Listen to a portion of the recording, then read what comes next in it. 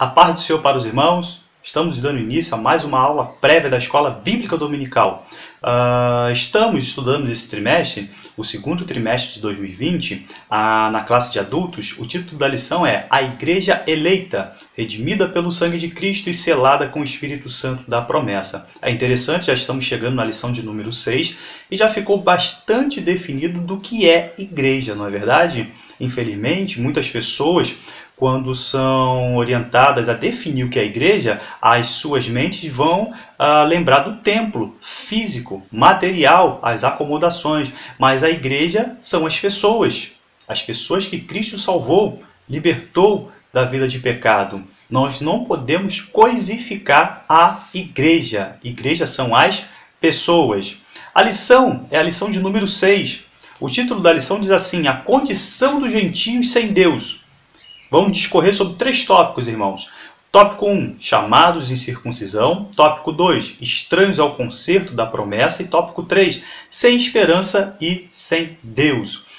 Para você que não tem a revista bíblica dominical da editora CPAD, tem em mãos a sua Bíblia, porque todo o nosso estudo será embasado nessas 2 referências bíblicas, e a leitura bíblica em classe se encontra em Efésios, capítulo 2, versículo 11 e versículo 12, e depois você abra Romanos, capítulo 4, versículo 12 e versículo 14. O texto áureo que se encontra em Efésios capítulo 2, versículo 11, diz assim: portanto, lembrai-vos de que vós, noutro tempo, eres gentios, na carne, e chamados incircuncisão, pelos que na carne se chamam circuncisão, feita pela mão dos homens. Eu quero destacar 2 palavras nesse texto áureo. Eu quero destacar, portanto, lembrai-vos. Lembrar de quê? O que o apóstolo Paulo está pedindo ali para aqueles irmãos daquela igreja? E também serve para os nossos dias de hoje. Nós temos que lembrar do tempo que nós não servíamos a Cristo. Nós temos que lembrar que nós também éramos gentios. Estávamos isolados. Não tínhamos conhecimento de Deus. Então ele pede, portanto, lembre-se da onde que Deus vos salvou. Quando nós lembramos e rememoramos da obra salvífica que Deus fez em nós através de Cristo Jesus, nós conseguimos amar mais a Deus. Nós conseguimos adorá-lo na beleza da sua santidade. Então, por isso, nós temos que sempre nos lembrar da onde nós viemos. Outra palavra que eu quero que os irmãos destaquem é a palavra gentios. A palavra gentios no grego quer dizer etnos. E os irmãos fazem lembrança à nossa palavra portuguesa etnia, que quer dizer uma raça, pessoas com os mesmos hábitos. A verdade prática, ela diz assim: outrora, sem Deus, por meio de Cristo, os gentios tornaram-se descendência de Abraão e herdeiros da promessa. Essa verdade prática tem embasamento bíblico. Nós vamos ver que por meio de Cristo, os gentios tornaram-se também descendência de Abraão e também somos herdeiros, juntamente com os judeus, das mesmas promessas salvíficas. Observe, vai aparecer aqui a capa da nossa revista. Você vê uma pessoa sentada e uma outra pessoa tentando acalmá-la, tentando acalentá-la. Então, vejam, eu separei alguns sinônimos que tentam expressar a condição dos gentios. A condição, irmãos, era desoladora, era uma condição sem esperança, era uma tragédia existencial, tragédia espiritual, era uma desesperança gentílica, que quer dizer a destruição moral e espiritual. Era desesperadora e sem perspectiva alguma. A perspectiva era totalmente sombria, preocupante e incerta. Um quadro desolador de exclusão, ignorância e alienação de Deus, o Criador. Então vejam a situação dos gentios. Mas antes, vamos ver na origem quem era, da onde surgiram os gentios. Abra sua Bíblia em Gênesis capítulo 11 e versículo 6. Deus vai dizer assim, eis que o povo é um só. Essa é a origem dos gentios. Lembra do dilúvio? Aqueles povos que casavam-se, davam-se em casamento, até que veio o dilúvio. Aquelas pessoas tinham rejeitado a Deus, mas só uma família preferiu ficar com Deus, que foi a família de Noé. Aí depois do dilúvio, as nações, os povos começam a se organizar novamente e eles escolhem de forma deliberada que Deus não participaria da sua sociedade. De que forma? Olha, eles falam assim, ó, vinde, façamos tijolos, é o versículo 3. E depois, vinde, edifiquemos para nós uma cidade, é o versículo 4. E Deus estava olhando toda aquela situação. E Deus disse assim, olha, eis que o povo é um, é o versículo 6. Daí nós temos a origem dos gentios. Esses gentios, eles fizeram aquela torre, a Torre de Babel, os irmãos conhecem a história, eles tinham um propósito.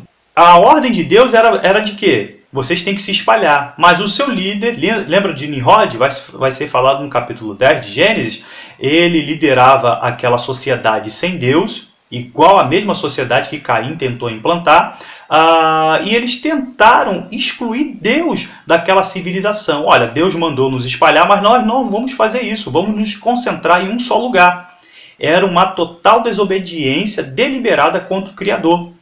E eles disseram o seguinte, olha o pensamento deles, um dos porquês da Torre de Babel. Se Deus enviar novamente um dilúvio, e eles não tinham fé, porque Deus já tinha falado que não ia mais enviar o dilúvio, nós vamos construir uma torre.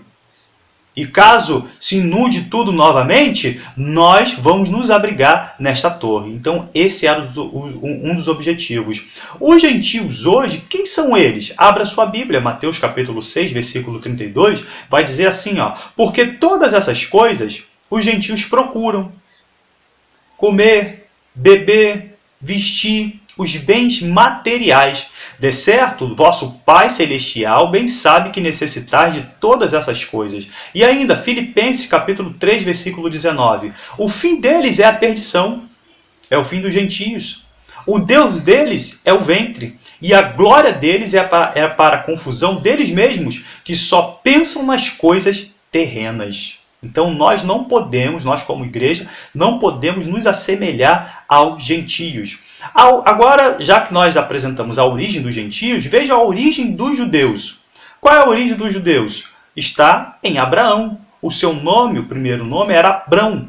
Abrão, que significa pai elevado. Esse nome ele faz alusão à profissão e os cuidados que Abraão tinha junto com seu pai Tera, que era uma astronomia misturada com astrologia para entender os céus, os corpos celestes. Isso dá a razão ao seu nome, Abrão, pai elevado. Mas depois Deus muda-lhe o nome. E na Bíblia, no povo oriental, mudar o nome dá uma significância de mudança de caráter. Deus lhe muda o nome para Abraão, que quer dizer pai de multidão. E realmente ele foi. Nós somos filhos de Abraão pela fé. Deus trata com 3 povos. Abra sua Bíblia em 1 Coríntios capítulo 10, versículo 32, diz assim: portai-vos de modo que não deis escândalo nem aos judeus, é o primeiro povo, nem aos gregos, os gregos aí quer dizer aos gentios, nem à igreja de Deus. Nós pertencemos a essa última classe, a igreja de Deus. A introdução da revista, ela vai mostrar 5 formas de privação dos gentios. Eles estavam sem Cristo, eles estavam separados da comunidade de Israel, eles estavam alienados quanto à promessa, estavam sem esperança e sem Deus no mundo. A minha referência é Efésios capítulo 2, versículo 11 e versículo 12. Essas são as desvantagens dos gentios em relação aos judeus. Os judeus, olha que interessante, eles cometem aquele crime de xenofobia. Em vez de cumprirem a missão de apresentar Deus para todos os povos, eles fizeram totalmente o contrário. Em vez de cumprir sua missão com as nações, compartilhando seu conhecimento de Deus, os judeus praticavam uma separação geradora de ódio e negadora da graça. Apelidaram até os gentios de incircuncisos. Mas eles tinham que lembrar, porque estava escrito, eu vou dar 3 referências para os irmãos, abra sua Bíblia em Gênesis capítulo 2, versículo 3, diz assim: e abençoarei os que te abençoarem, e amaldiçoarei os que te amaldiçoarem, e em ti, Abraão, serão benditas todas as famílias da terra, abrangendo-se aí também os gentios. Então a exclusividade da salvação não era só para os judeus, E iniciava-se com os judeus, mas também era para abranger todas as nações e os povos, diferentes línguas, diferentes culturas. Vejam só a referência agora de Isaías, capítulo 42, eu vou ler 6 versículos. Eis aqui o meu servo. Aqui aponta para Jesus Cristo, a quem sustenho o meu eleito, em que se compraz a minha alma. Pus o meu espírito sobre ele, juízo produzirá entre os gentios.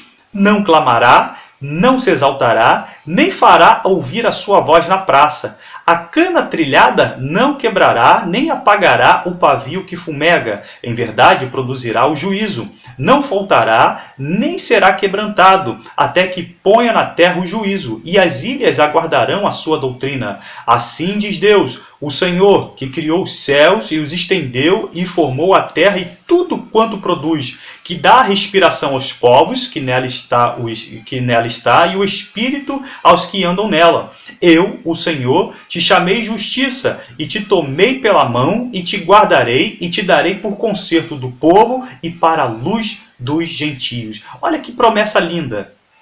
Luz dos gentios é Cristo Jesus.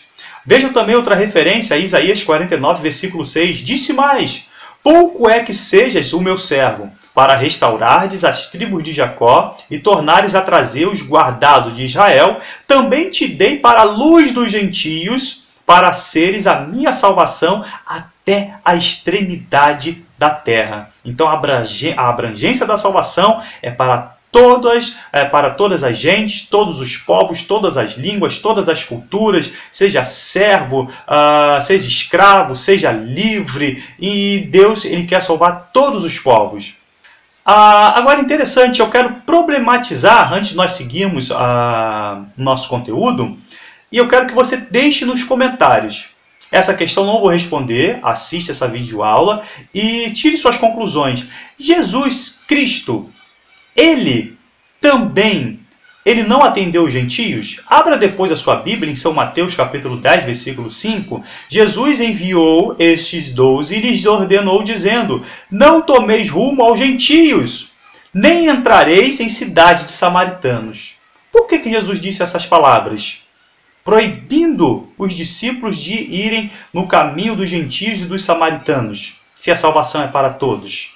Deixe nos comentários, quero provocar os irmãos a participar de forma ativa da nossa videoaula. Tópico 1, chamados incircuncisão. Ponto 1, o conceito de circuncisão. O que é circuncisão, irmãos? Vai aparecer agora uma figura que mostra essa operação cirúrgica. A circuncisão é a remoção cirúrgica do prepúcio do órgão sexual masculino.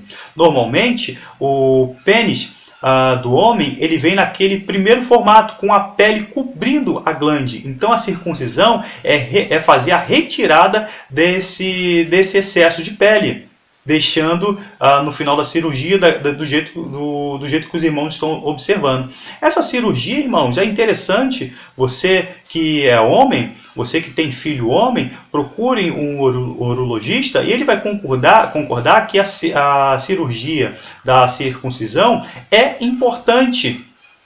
Diminui muito a questão das bactérias, diminui as chances de se contrair o câncer peniano, diminui a chance também no ato sexual de contrair doenças para a mulher, porque infelizmente o câncer peniano ele existe quando o homem não tem a preocupação de cuidar da limpeza corporal. Então a retirada dessa pele é interessante. Agora, essa cirurgia que Deus ordenou para que todo judeu realizasse, era a marca do pacto abraâmico. Se realizava ao 8º dia. Os estrangeiros também comprados por dinheiro, está lá a referência em Gênesis 17, 12, Levítico 12, versículo 3, também realizavam esta cirurgia. Isso para separar os que eram de Deus e os que não eram. Quem não era circuncidado era considerado incircunciso e, portanto, excluído da aliança. Não temos a Bíblia não se preocupa em dar o passo a passo dessa cirurgia, como era realizada. Mas nós temos uma referência em Êxodo capítulo 4, versículo 24 e versículo 26, que aparentemente eram utilizados instrumentos cortantes de pedra, eram usados pelos pais das crianças. Este pacto ele foi negligenciado no deserto por 40 anos, irmãos. Josué, capítulo 5, versículo 5, versículo 7, vai trazer essa referência. Mas depois Josué circuncidou na colina que foi batizada de a colina dos prepúcios.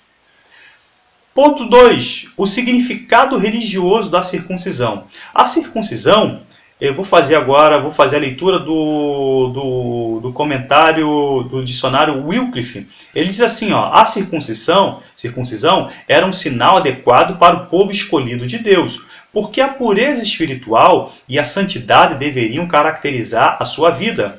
Como a corrupção do pecado frequentemente se manifesta com a força peculiar na vida sexual, Deus exigiu que o seu povo simbolizasse a santificação das suas vidas por meio da purificação do órgão que serve para a reprodução da vida. Quando você pega a referência de Gálatas, capítulo 5, versículo 19, são as obras da carne, são listados vários pecados, mas 3 nos chamam a atenção.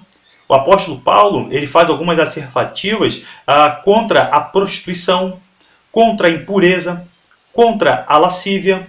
O pecado da imoralidade sexual é cometida contra o próprio corpo. É 1 Coríntios, capítulo 6, versículo 18. Então a circuncisão não tinha só a natureza de resguardar o povo da questão social, da questão higiênica. Também abrangia, mas era para diferenciar eles como nação santa. Um povo que não se contaminava com as impurezas da prostituição, da lascívia, da fornicação.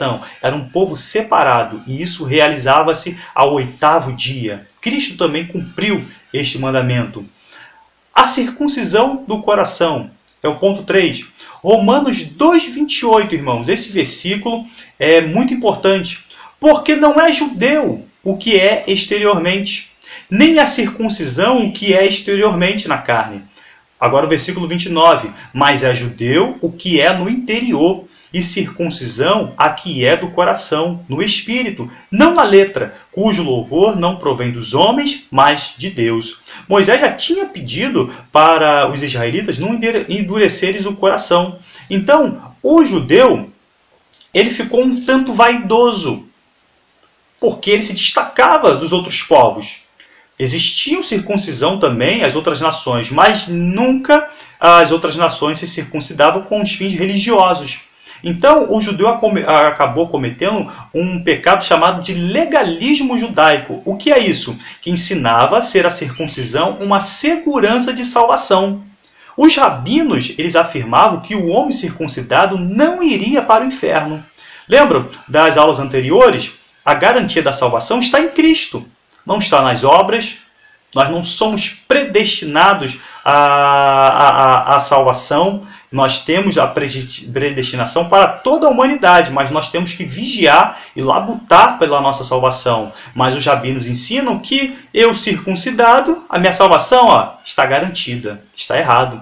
Novamente, eu friso Romanos, capítulo 2, versículo 28. Porque não é judeu que é exteriormente, nem a circuncisão a que é exteriormente na carne, mas é judeu que é no interior, e circuncisão a que é do coração, no espírito, não na letra, cujo louvor não provém dos homens, mas de Deus. Paulo esclarece que na pessoa de Cristo, o sinal de quem pertence a Deus não é a circuncisão e nem a incircuncisão, mas sim o ser uma nova criatura.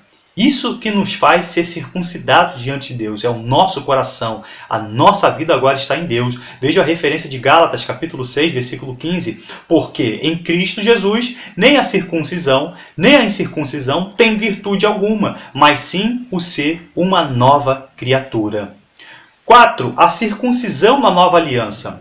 Os judaizantes, quem eram eles? Eram as pessoas judias, praticantes, que queriam implementar toda a conjuntura judaica dentro da igreja, tentando impor isto à fé cristã. E por isso eu faço uma asservativa aos irmãos do seguinte, olha, cuidado com as igrejas quando vocês entram e você vê lá no altar um candelabro, uma arca da aliança, às vezes um cajado. Isso, de alguma forma, é um chamado retrocesso espiritual, porque às vezes se quer judaizar a igreja. A igreja não precisa nada disso. Todo o tabernáculo tem os seus fundamentos espirituais, mas tudo isso apontava para Cristo Jesus. É para Ele que nós temos que olhar. Nós temos que olhar para o autor e consumador da nossa fé. Os judaizantes eles trouxeram tanto problema para a igreja que por volta do ano 49 depois de Cristo foi realizado o primeiro concílio, e esse concílio ficou conhecido como o Decreto Apostólico. E Tiago tomou, que era o líder da igreja de Jerusalém, ele toma a voz e ele dá 4 recomendações, que foram, isso dizendo a respeito dos aspectos morais e cerimoniais da lei. Qual foi a orientação que Tiago deu? A igreja agora tinha que se abster da comida contaminada pelos ídolos, e geralmente a festa dos ídolos envolvia as práticas sexuais ilícitas, tinham que se guardar da imoralidade sexual, e tinham que também, era proibido comer carne de animais estrangulados, isso serve até para os nossos dias de hoje, e era proibido também não comer o sangue, porque o sangue representa a vida. Então foram essas 4 recomendações que os apóstolos apresentaram no primeiro concílio da igreja. E esses decretos apostólicos servem para os nossos dias também. E nós não vemos nenhuma referência à questão da circuncisão. E o apóstolo Tiago ele diz até o seguinte, no versículo 19 de Atos, capítulo 15, versículo 19, diz assim: pelo que julgo eu, não devemos perturbar aqueles que dentre os gentios se convertem a Deus. Então, muitos que querem trazer perturbação para a igreja, nós temos que estar fundamentados, vai ter uma lição falando sobre isso, na doutrina dos apóstolos e dos profetas. É isso que dá segurança para a igreja. Nós estamos, irmãos, na nova aliança. Filipenses capítulo 3, versículo 15 diz assim: porque em Cristo Jesus nem a circuncisão, nem a incircuncisão tem virtude alguma, mas sim o ser uma nova criatura. Paulo, o apóstolo dos gentios, veja lá Romanos 11, 13, os gentios são tão importantes para Deus, que Deus confeccionou um apóstolo especial só para os gentios. Porque convosco falo, gentios, que, enquanto for apóstolo dos gentios, glorificarei o meu ministério. É o apóstolo Paulo falando, o apóstolo dos gentios. É interessante, Cristo Jesus ele tinha tanta preocupação com todos os povos, com tantas agentes, ele não era seletivo somente aos judeus, mas ele iniciava o trato com os judeus, porque era o pacto, era a promessa. Vejam, a primeira multiplicação dos pães. Para quem ela foi realizada? Foi para os judeus. Cristo, quando ele realiza a primeira multiplicação, ele está no território judaico. A segunda multiplicação, olha só que coisa linda e maravilhosa, irmãos. Cristo agora está em território estrangeiro. Aquelas 10 cidades de Decápolis. É ali que ele realiza a segunda multiplicação dos pães. E é interessante que quando Cristo realiza a primeira multiplicação, sobram quantos cestos? 12 cestos. Na segunda multiplicação, sobram 7. E é interessante. E eu pergunto para os irmãos, de qual cesto sobrou mais pão?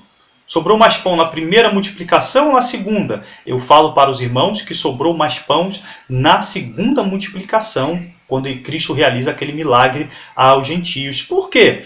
Mas André, sobrou 12 cestos. E agora, na segunda multiplicação, sobra 7. Mas o cesto ali, que sobra na primeira multiplicação, os 12 cestos, era um cesto mais ou menos desse tamanho. Era pequeno, era um cesto individual. Mas os 7 cestos que sobram na segunda multiplicação, era um cesto, a palavra cesto ali muda no grego. Lembra quando o apóstolo Paulo, fugindo, foi descido num cesto pelo muro? Vejam, é um cesto que cabe um homem. Então vejam só, sobra mais pão na segunda multiplicação, e essa multiplicação endereçada aos gentios. Ponto 2. Estranhos ao concerto da promessa. Vejam, aí nós rememoramos aquela nossa capa introdutória. Qual era a situação dos gentios? Era uma vida sem Cristo. Eles não estavam em Cristo, nem com Cristo, mas sim separados de Cristo. Nem sequer tinham expectativa de um Messias vindouro.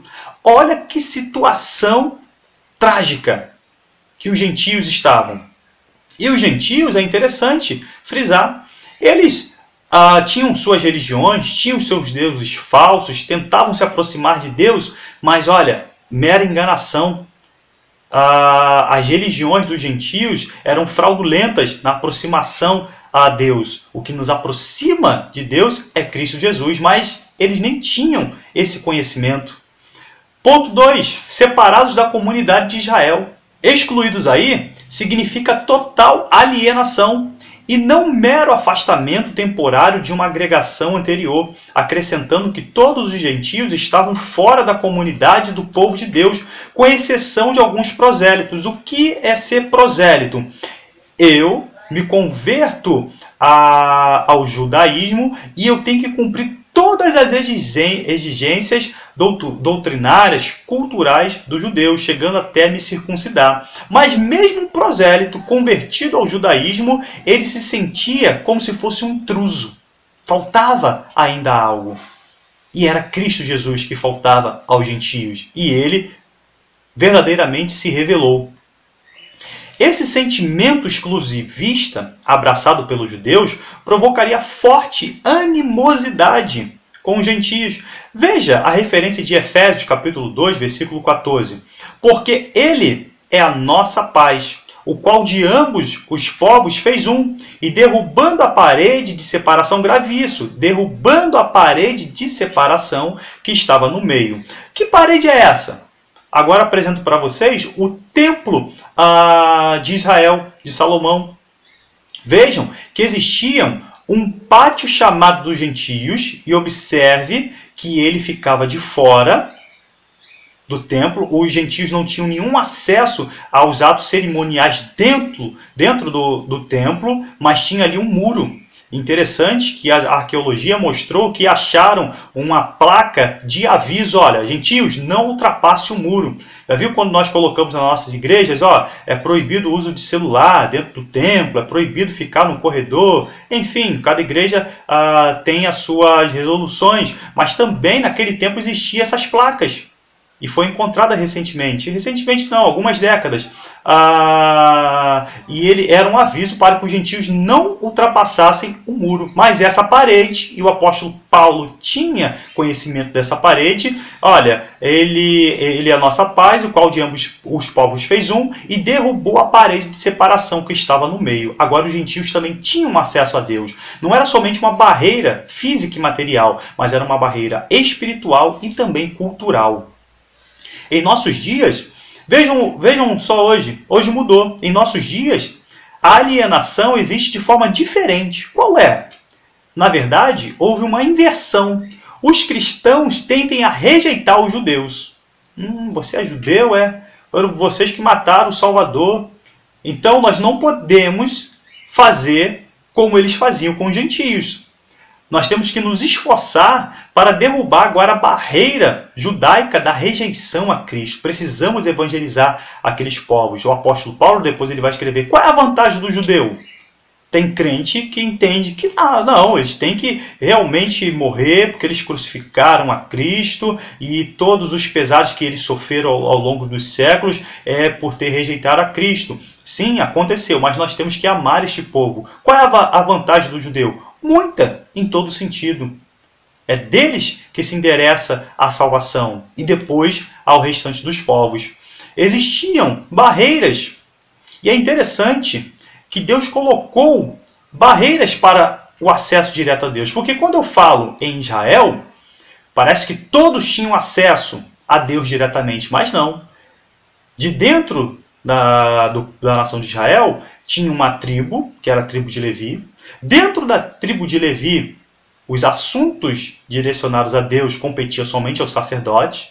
E dentro dos sacerdotes tinha um que tinha uma função especial, que era o sumo sacerdote, que uma vez ao ano ele adentrava para oferecer sacrifício diante dos santos dos santos. Então vejo Israel, tribo de Levi, sacerdote, sumo sacerdote, e uma vez ao ano. Mas agora tudo isso caiu por terra. Todos os dias, com o coração quebrantado e sincero, nós temos acesso diante de Deus. Seja judeu, seja gentio, seja escravo, seja livre, mas nós temos que estar em Cristo Jesus. Através de Cristo Jesus, nós temos acesso ao Pai. Ele é o caminho, a verdade e a vida. E ninguém vem ao Pai a não ser por Ele. Ponto 3. Alienados ao pacto da promessa. Esta era a promessa. Atos 13:32. Que promessa era essa? E nós vos anunciamos que a promessa que foi feita aos pais, Deus a cumpriu a nós, seus filhos, ressuscitando a Jesus Cristo. Essa era a promessa aguardada. A expressão pacto é sinônimo de aliança e testamento. É um acordo entre duas ou mais pessoas em que quatro elementos estão presentes. Quais são esses quatro elementos? As partes. Existem para realizar um pacto, uma aliança, duas partes. Condições, resultados e as garantias. Nós temos listo 3 pactos para os irmãos. O pacto abraâmico, o pacto mosaico e o pacto davídico, feito a Davi, perpetuando a descendência de Davi, que viria Cristo Jesus. Observe este versículo acalentador e acolhedor para as nossas vidas, irmãos. Se você se sente fora da comunidade de Israel, eu queria fazer uma viagem em Israel. Tem crente que pensa assim, eu queria lá dar um mergulho no Rio Jordão. Eu queria, enfim, passar pelos caminhos que Jesus passou. Irmãos, nós estamos em Cristo. Nós estamos com Cristo nesse exato momento.